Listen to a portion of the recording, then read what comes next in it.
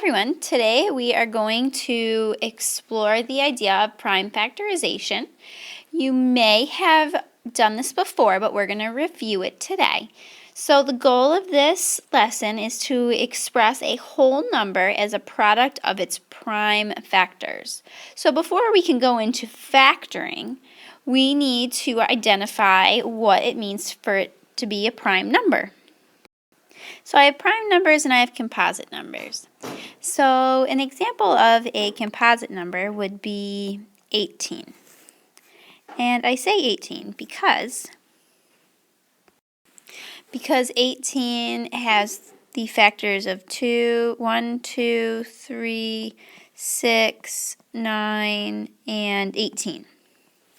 So a composite number has more than two different whole number factors. Since 18 has these 6 factors, it is a composite number.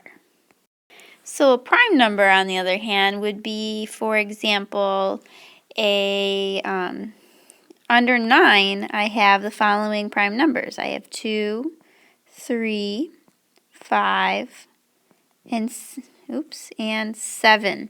So these are my common prime numbers, and they're all the ones that are under 10. So a prime number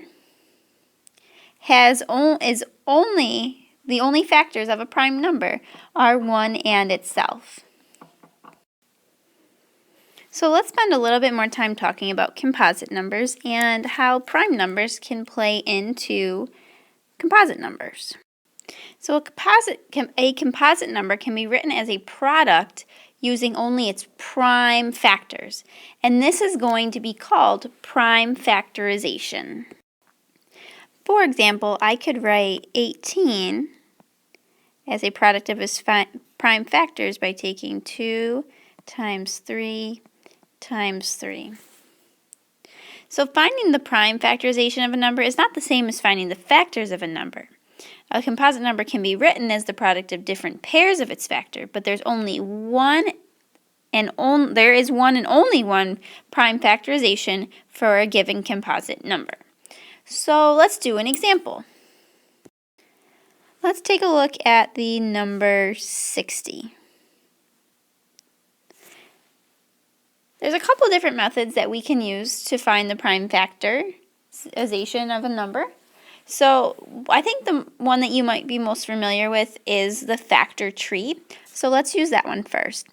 So I'm going to break down my 60 and make a tree as I break it down. So I can break down 60 into 2 times 30. I know that 2 is prime, so I can leave that hang out right there. Next, I'm going to break down 30 more because that's not a prime number. And so I know that I have 30, and I know it's an even number. So I know that I can divide it by 2. And 30 divided by 2 gives me 15. So 2 times 15 gives me 30, so I know I'm good. And I have a prime number. Now let's break down 15. I know since it ends with a 5, I know it's going to be divisible by 5. And 15 divided by 5 is 3. And both 3 and 5 are prime numbers. So if I bring these down, I can bring these down here.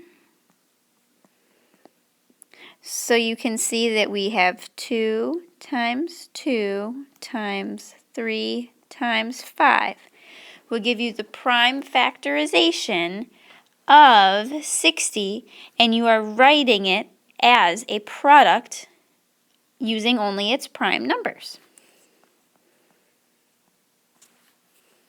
Let's try another method, another way that I can demonstrate finding the prime factors of 60. Alright, so I have this method where I can write down the number 60, and I'm going to divide 60 by a prime factor of 2 because I know that 2 is a prime factor, and 60 divided by 2 gives you 30. And I know it's still an even number, so I'm still going to divide it by 2. So I put my 2 out on the outside, and then since I have 30 divided by 2, I'll end up with 15. And now I'm going to divide 15 by the prime factor of 3, And 15 divided by 3 gives me 5. And now I can stop because this 5 is a prime number. So I'm finding that my prime factors of 60 are 2, 3, and 5.